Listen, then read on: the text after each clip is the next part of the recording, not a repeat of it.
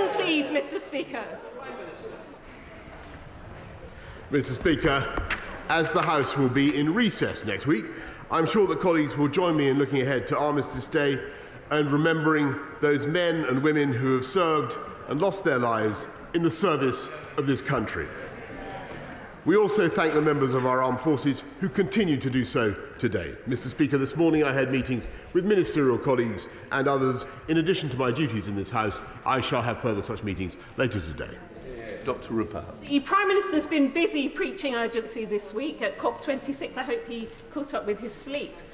But when he sits down with his grandchildren one day and they ask, what did you do that week of COP26? Would he be able to undertake one action in his gift that would have an immediate impact?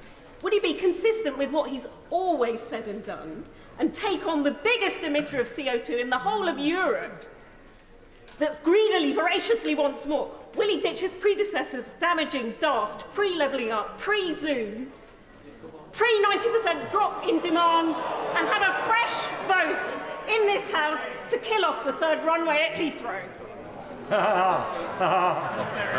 Mr. Speaker, what this government is going to do, rather than taking steps to damage the economy of this country, what we are going to do, which is what Labour would do, what we are going to do is get to net zero aviation, Mr. Speaker.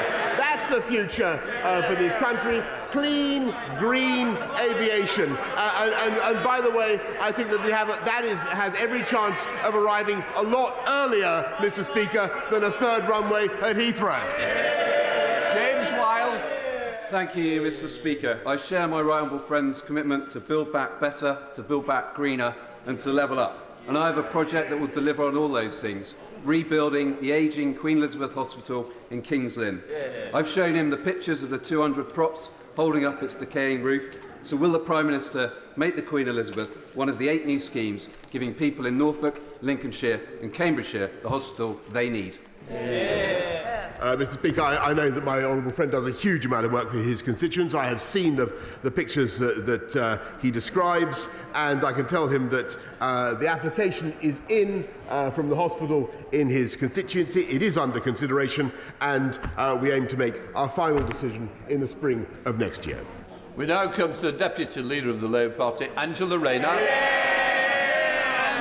Thank you, Mr. Speaker. And can I share the opening words from the Prime Minister regarding our armed forces and the tremendous work they do, and also send my best wishes to all those recovering in Salisbury, and give our sincere thanks to the emergency services that responded on that day. And I'd also like to wish all those celebrating tomorrow a happy and peaceful Diwali. Now let me start with something on which there should be agreement across all sides of the House. The independent standards process found that a member broke the rules on paid lobbying. Surely the Prime Minister accepts that this is and should be a serious offence.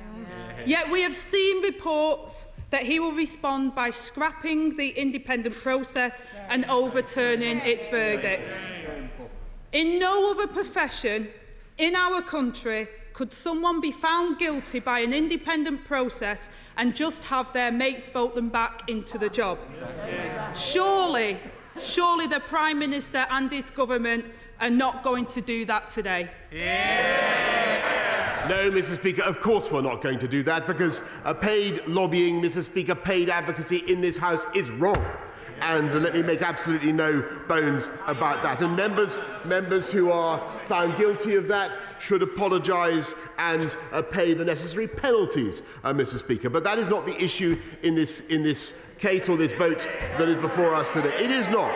The issue in this case, which involved a serious family tragedy, Mr. Speaker, is whether a member of this House had a fair opportunity to make representations in this case, or whether as a matter of natural justice, our procedures in this House allow for proper appeal, Mr. Speaker. And that I think is something that should be of interest to members across this House, Mr. Speaker, and should be approached properly in a spirit of moderation and compassion, Mr. Speaker. Angela Rayner. Mr. Speaker, Let me put this to him simply.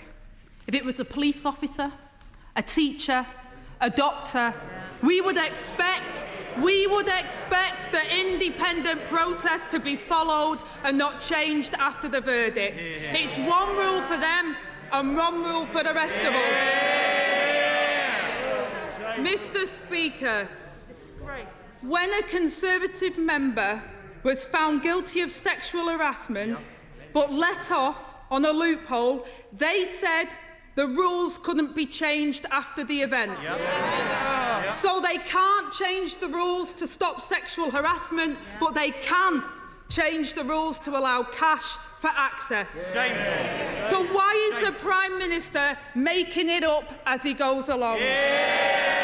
Mr. Speaker, all the professions that she mentions have a right of appeal, Mr. Speaker, and that is what the House needs to consider. And may I respectfully say to her that I believe that she needs to focus, instead of playing politics on this issue, which is what they are doing. I think that she needs to consider the procedures of this House in a spirit of fairness, Mr. Speaker. And we on this side of the House, instead of playing politics, we are getting on with delivering on the people's priorities, Mr. Speaker. 40 more hospitals, 20,000 more police officers, wages up, growth up, and jobs up across this country. Those are our priorities. Order. Mr. Perkins, I don't want to say any more of that either. Right. Angela Rayner. Mr. Speaker, this isn't about playing politics in this place. This is about playing by the rules. And as we can see, it's one rule for everybody else and one rule for the Tory Conservatives. When they break the rules, Mr. Speaker, they just remake the rules. And I know that Donald Trump is the Prime Minister's hero, but I say to the Prime Minister, in all seriousness, he should learn the lessons that if you keep cheating the public, it catches up with you in the end.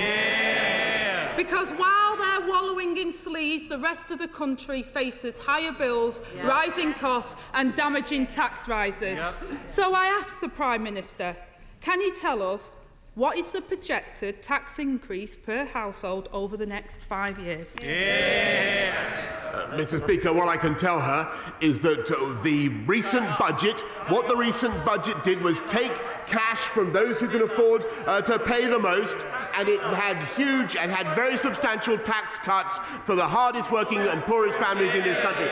We cut £1,000, Mr. Speaker, with the universal credit taper relief cut for hard-working families in this country. 2 million families had a £1,000 tax cut, and we're lifting the living wage across the whole country, Mr. Speaker. And what we are also doing, Mr. Speaker, is ensuring that this country gets on with a high-wage, high-skill, jobs-led recovery. And never let it be forgotten that if we listened to them, we would have none of those things, Mr. Speaker, because we'd still be in lockdown.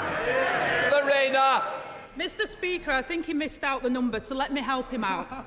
The Resolution Foundation found that by 2026, taxes will be £3,000 more per household since he took office. My constituents and his constituents are feeling the pinch, and they're worried about Christmas as well, Mr. Speaker. Their bills are going up every week, and the budget did nothing to help them. So can the Prime Minister tell them how much was the tax cut that he gave to the banks instead? Mr. Speaker, as she knows very well, it is the banks and the bankers who are paying far more proportionally as a result of our tax measures to cover the cost of the NHS. And actually, it's a very moot point, because the £36 billion came from 50% of it comes from the 14% who are the richest in this country, Mr. Speaker, overwhelmingly from the banks and financial services industry who can pay the most. And the astonishing thing, Mr. Speaker, is when it came to voting for that £36 billion increase in 48 new hospitals, in 50,000 more nurses, in looking after our public services, they voted against it, Mr. Speaker. Angela Rayner. Mr. Speaker, according to the Prime Minister's own budget documents, it was £4 billion in tax cuts to the bankers and £3,000 of tax rises per household. Good news for the donors who gave his party £500,000. His bank got a bonus of nearly £8 million, but not so good news for the rest of us, Mr. Speaker. Now, Mr. Speaker, this month, as the Prime Minister said, we remember and celebrate all those who serve our great country and all those who have lost their lives, leaving behind loved ones, and those who have sustained life-changing injuries and live every day with the consequences of their sacrifice. Yet hidden in the small print of the budget was £1 billion cut to day-to-day defence spending. Shocking. So, Mr. Speaker, will our servicemen and women face pay cuts, or will there be fewer of them with less support? Mr. Speaker, I think it's quite incredible that we're now hearing this from the Labour Party when they would have pulled us out of NATO and I think the right honourable lady actually wanted to abolish the army. What you've got, she wanted to abolish the army. The woman sitting next to her, Mr. Speaker. What you've got in this government is a spending on defence which is the highest since the Cold War, the biggest uplift since the Cold War, and an increase that has restored confidence in this country around the world in our ability to defend not just our own shores, but to defend our friends and partners as well. And that is what this government is doing. Angela Rayner.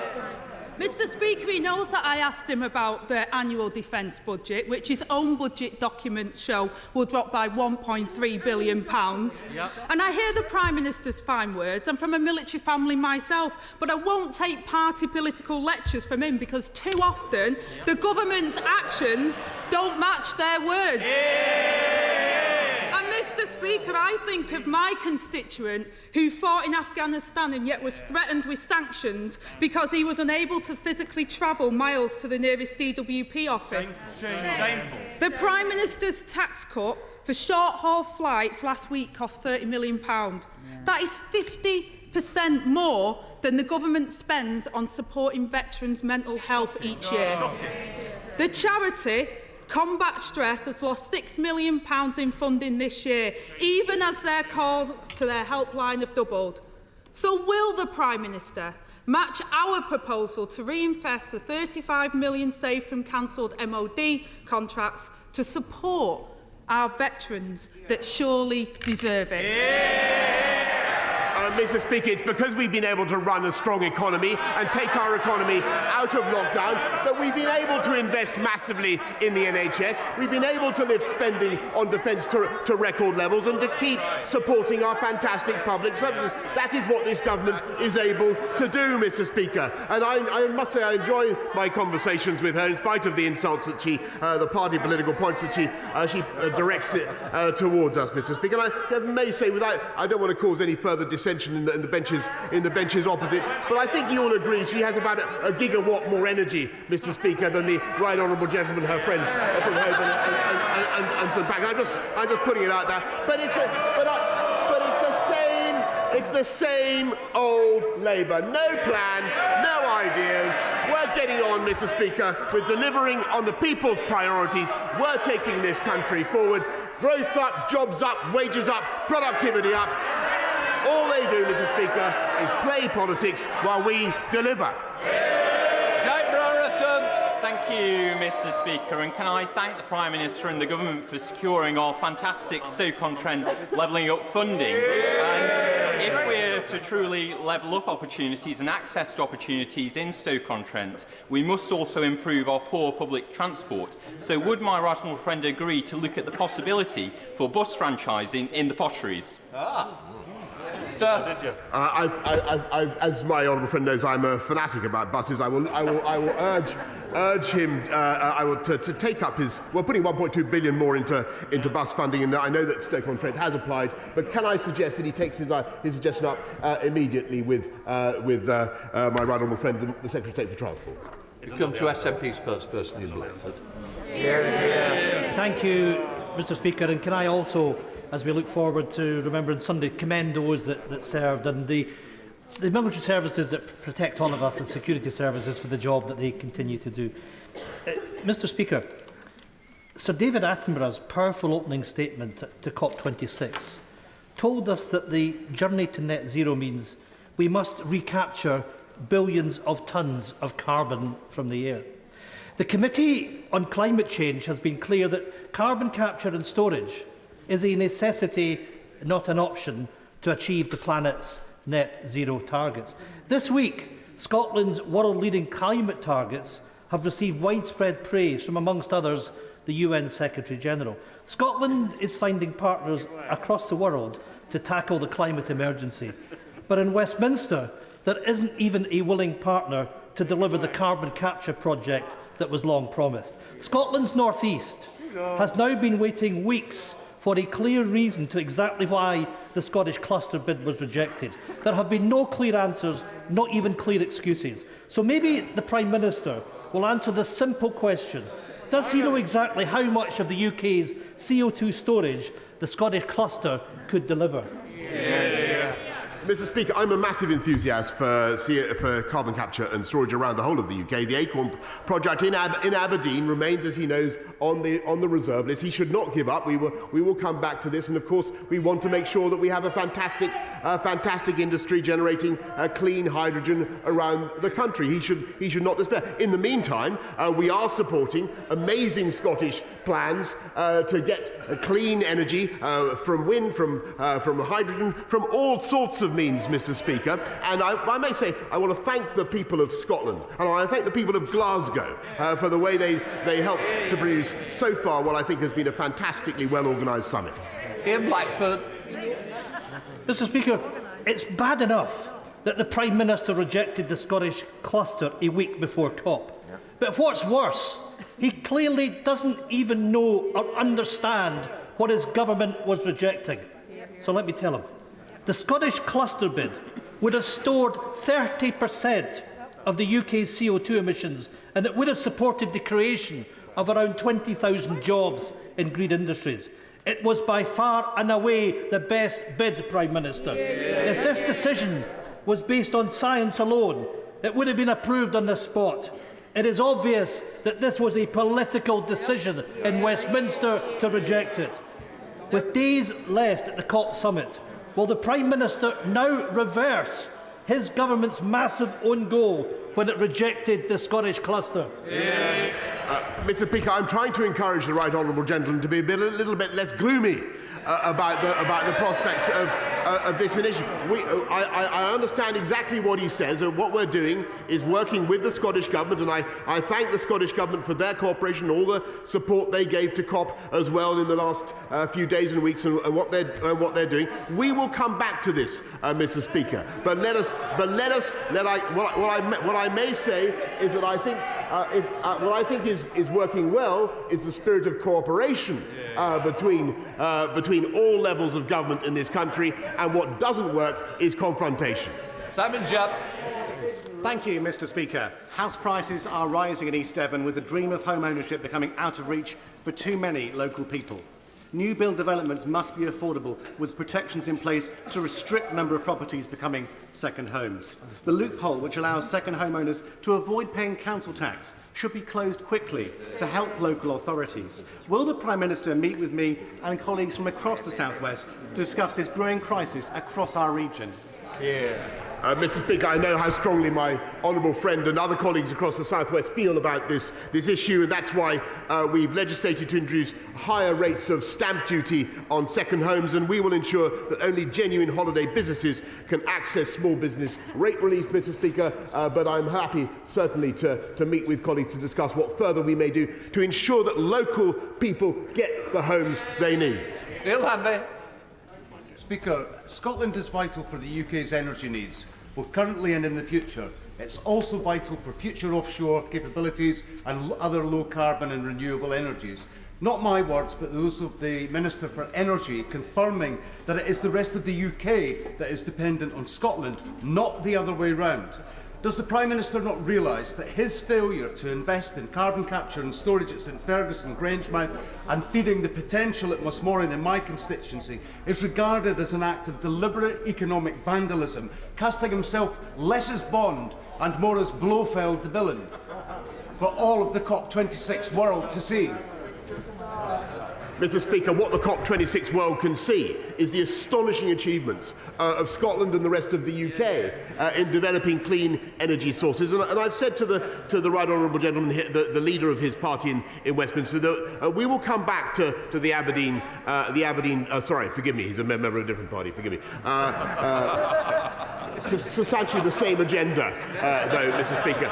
We will come back to this, and what I found encouraging about the last few days is the spirit of cooperation and joint enterprise that I now detect that will enable us to deliver massive carbon cuts across this whole country. Peter Gibbs. Thank you, Mr. Speaker. Darlington Station is receiving £105 million thanks to this government's plans to make it HS2 ready. I want to make sure that Darlington benefits from high-speed rail. So will my right honourable friend meet with myself and regional colleagues to discuss the eastern leg of HS2 and reopening the Leamside line to allow the whole region to be better connected? Well, my honourable friend, I thank I thank you for everything he's doing for Darlington, and he should wait for the integrated rail plan to come out. But in the meantime, we are upgrading Darlington Station. There are plans in place, and my right honourable friend, the Chancellor, announced £310 million of funding over the next 5 years to transform local transport networks in the Tees Valley. Kate Osborne.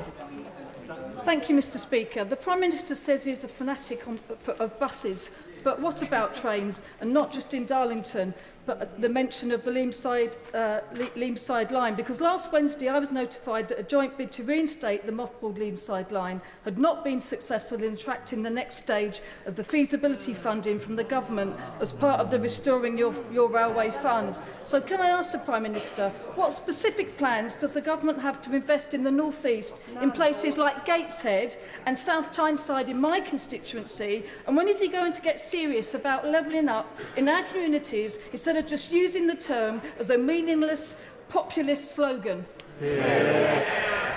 Well, Mr. Speaker, again, she must wait for the integrated rail plan, but the North East will be the beneficiary of the biggest investment in our rail infrastructure beyond HS2 that we've seen for a century. About £96 billion more that we are going to be putting in, and what we want is we want the local authorities, we want the regional authorities to work with us to ensure that we promote the projects that the people really want. Andrea Letts. Thank you, Mr. Speaker. Thank you again. I want to really thank my right honourable friend for his support for the Early Years Healthy Development Review, and in particular for the £500 million of new money at Spending Review last week. My right honourable friend often says that talent is spread equally across our country, but opportunity is not. So does he agree with me that giving every baby the best start for life is the best possible way to level up across our country? Yes, I thank, because I've listened to my right honourable friend over many years on this issue, and she is 100% right in what she says, about the importance of early years. And that's why we're investing £500 million to support families and children, including £82 million to create a network of family hubs to bring together services for children of all ages. And we're going to continue, Mr. Speaker, to invest in children's early years. For example, the 15 hours of early education for disadvantaged 2-year-olds that's already benefited 1.1 million disadvantaged kids since 2013. Session Lomi. Thank you, Mr. Speaker. I was recently contacted by a Vauxhall constituent whose mother tragically committed suicide after criminal domestic abuse by her husband, with the inquest into her suicide finding his actions to be a direct cause. Incredibly, her abuser now stands to inherit her pension and entire estate because she was unable to complete divorce. This has left the family devastated, and I'm sure the whole House will join me in sending them our condolences. Does the Prime Minister agree with me that convicted domestic abusers should never be able to profit from the crimes of their victims? And will he meet with my constituent and me to fix this hole in the law?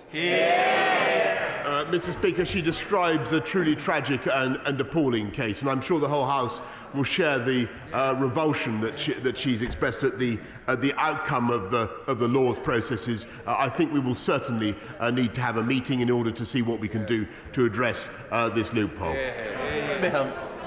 Mr. Speaker, NHS staff performed magnificently in the pandemic, but there are now severe shortages in nearly every specialty. So, will my right honourable friend support an amendment to the health bill backed by 50 NHS organisations, every Royal College, to require Health Education England to do regular independent forecasts of the numbers of doctors and nurses that we should be training, so that we can reassure people, despite the pressure today, we are at least training enough doctors and nurses for the future? Mr. Speaker, my right honourable friend is absolutely right that we've got to make sure our NHS has the staff that it needs, and that's why there are 50,000 more healthcare professionals in the NHS this year than there were last year, 12,000 more nurses, Mr. Speaker, and in addition there are 60,000 nurses in training. And Mr. Speaker, somebody asked opposite, why are there waiting lists? Because we've been through a pandemic, Mr. Speaker, and what we're doing is fixing those waiting lists with £36 billion of investment, which that party opposite voted against, Mr. Speaker. Martin Day. Thank you, Mr. Speaker. It's a little over a year since I last challenged the Prime Minister over his campaign promises to the 1950s-born women, in which time he has done hee-haw about their pension injustices. So can he tell me today, does his government have any plans to deliver justice for the women involved? Mr. Speaker, this is a very difficult issue, as the whole House knows, and the case of the WASPy women is not easily addressed. As the honourable gentleman knows, the expenditure involved is very considerable, and the tax that would have to be raised would be very considerable. But we continue to reflect on all the options to ensure that people across this country get fair pensions. Jill Morton. Thank you, Mr. Speaker. As a mother, I cannot begin to imagine the pain and torment of losing a child. Richard Lee, a constituent of mine and veteran who served with distinction in the British Army, has been living with this pain every day of his life since the 28th of November 1981. On that day, his daughter, Catrice Lee, went missing from a military shopping complex near Paderborn in Germany. It was Catrice's second birthday, and her family are still searching. The 40th anniversary of Catrice's disappearance is coming up at the end of this month, which will undoubtedly be an exceptionally painful event for the entire Lee family. Would the Prime Minister please agree to meet with Mr. Lee, father to father, and reassure him that Catrice has not been forgotten? Yes, I thank my honourable friend for raising this absolutely tragic case, and I know that the thoughts of the whole House will be with Catrice Lee's family. And, of course, Mr. Speaker, I will agree to my honourable friend's request and meet Mr. Lee father to father. Sarah Green. The Epilepsy Society is a charity and world-leading research centre based in my constituency. They've started the Epilepsy Climate Change Initiative to better understand the effects of global warming on epilepsy, and the impact is already clear. A recent survey showed that in hot weather, 62% of those whose seizures were uncontrolled experienced an increase in seizure frequency or severity. Will the Prime Minister join me in endorsing the Epilepsy Climate Change Initiative and commit to more funding to research the impact of climate change on human health?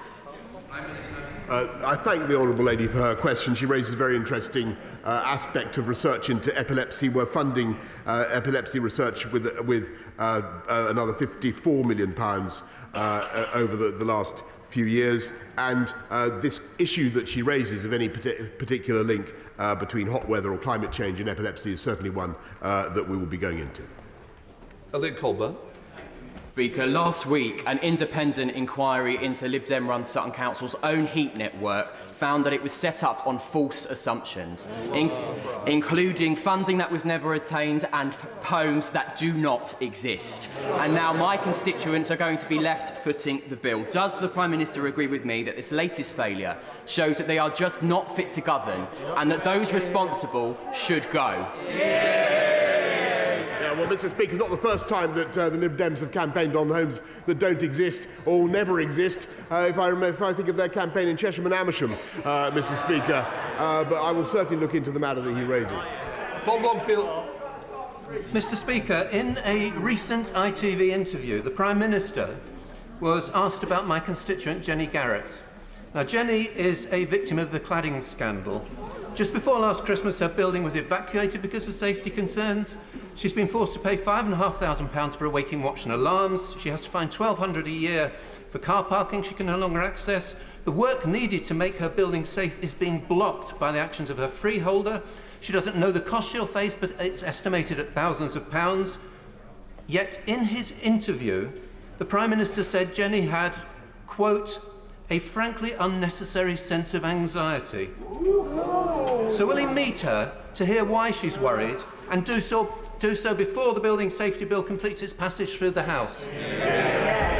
I'm afraid to say the honourable gentleman, I have every sympathy with his constituent, Mr. Speaker, and I certainly do. Mr. Speaker, I have every sympathy. I have every sympathy, but what I think is unfair is that people such as her are placed in a position of unnecessary anxiety about their homes when they should be reassured. And I think it is. I sympathise deeply with people who have to pay for waking watches and other such things. I think it is absurd. I think it is absurd, Mr. Speaker. But I think what people should be doing is making sure that we do not unnecessarily undermine the confidence of the market and of people in these homes, because they are they are not unsafe. Many millions of homes are not unsafe, and he should have the courage, Mr. Speaker, to say so. Thank you, Mr. Speaker. The new Police and Crime Commissioner for the West Midlands has chosen to cut back on stop and search across the region. Can the Prime Minister confirm that while stop and searches must be proportionate and not discriminatory, they remain an important part of keeping our streets and our communities safe? Yes, Mr. Speaker, I certainly agree with that, and it was a point that I raised recently with the Labour Mayor of London. We agreed on many things. He was very much out of line with the current Labour policy on lockdown, for instance, but he did certainly. I certainly thought that he was wrong about stop and search, and we need to make sure that stop and search is part of the armoury of police options when it comes to stopping knife crime. If it's done sensitively and in accordance with the law, I believe it can be extremely valuable. Thank you, Mr. Speaker. Prime Minister, we can save the UK taxpayer £200 million and level up South London's health service. St Helier Hospital is set to lose its A&E, maternity, intensive care, children's service, renal unit and 62% of beds to healthy, wealthy Belmont at a staggering cost of £600 million. But there is an alternative. Rebuild St Helier, where health is poorest, and save £200 million. Now, it's not my job to help the Prime Minister sort out his budget, but wouldn't this be a good place to start? Mr. Speaker, we are investing in 48 new hospitals and rebuilds. And what is her job? What is her job, quite frankly, is to vote for £36 billion of investment in the NHS, which will allow us to take our health services forward. Why wouldn't she do that, Mr. Speaker? Robert Jenrick.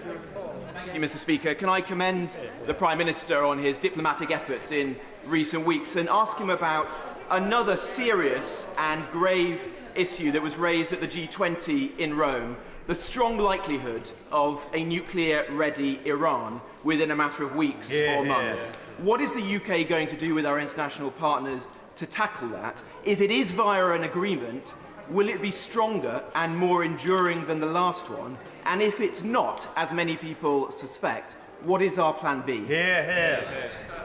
Mr. Speaker, I think it's in the overwhelming interests of and this is what we. Thank you very much for his question. It's an issue he knows a great deal about. This is a case of making it clear to the Iranians that there is an opportunity for them to do something that I think would be massively in the interests of their people and of Iran, which is to come back to the table and do a further agreement, a son of JCPOA, restore the JCPOA at the Vienna talks. That is what needs to happen. That is the posture of the G20 and indeed of our friends and allies around the world. Okay. Vicky Foxcroft. Thank you, Mr. Speaker. The universal credit cut is already hitting people hard. Even before the challenges of the pandemic, 39% of children in my constituency grew up in poverty. Now, Deptford First, a local charity I chair, has launched a fundraising campaign to support people through the winter months. The Prime Minister is well known for his abilities to attract wealthy donors to the party. Will he use those skills to boost our campaign? Or even better, will he cancel the cuts? Mr. Speaker, what we've done with universal credit is abolish the old system that unfairly taxed people on universal credit and helped people with a £1 million tax cut, because what we on this side of the House believe in is rewarding work, Mr. Speaker.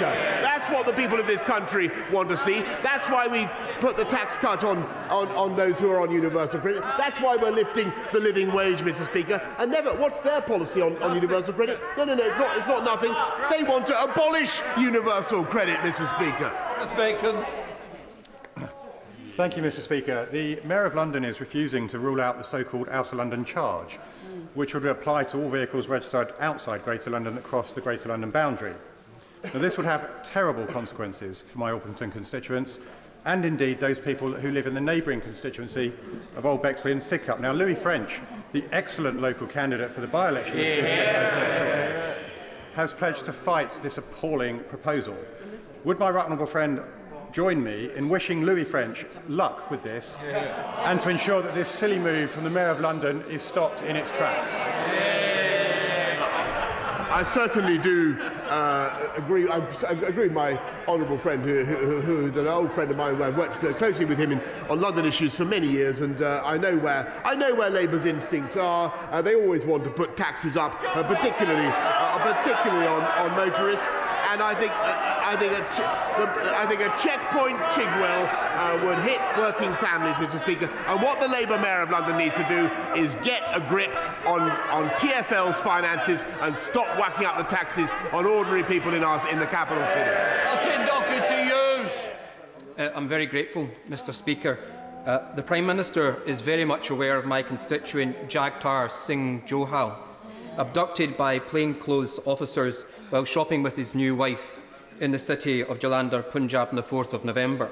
The intervening years, Mr. Speaker, have seen allegations of torture overlooked and ostensibly strong words from his government about the case overshadowed by excitement over a trade deal with the Republic of India. Therefore, Mr. Speaker, as we approach the 4th anniversary of Jagtar's arrest tomorrow, with no charges having been brought in the case by the Government of India, would his government be able to grant the smallest of favours to Jagtar's wife and his family in Dumbarton and declare his detention an arbitrary one? Mr. Speaker, I thank him for the campaign that he's been running for Jagtar Singh for a long time. And what I would say to him is that the closeness of our relationship with India in no way diminishes our willingness to raise that case with the government of India. And indeed, my right honourable friend, the Foreign Secretary, raised it only the last time she was in India. Final question, Ruth Edwards. Thank you, Mr. Speaker. Unlike the party opposite, I welcome the record investment in the NHS announced in the budget. Now, will my right honourable friend support my campaign for a new health centre in Rushcliffe, in the village of Eastleek, where the current building is no longer big enough to serve the current population, and they will soon need to accommodate 3,000 new patients from new building? I'm sure my right honourable friend, the Health Secretary, will do his utmost in the course of the coming decisions to oblige my friend in her campaign, justified campaign for Rushcliffe and its hospital. But, Mr. Speaker, how incredible that the Labour Party should continue to catcall and attack the government when they they voted against the tax-rising measures that are necessary to fund our NHS. They are completely inconsistent, Mr. Speaker. They have absolutely no plans and no idea.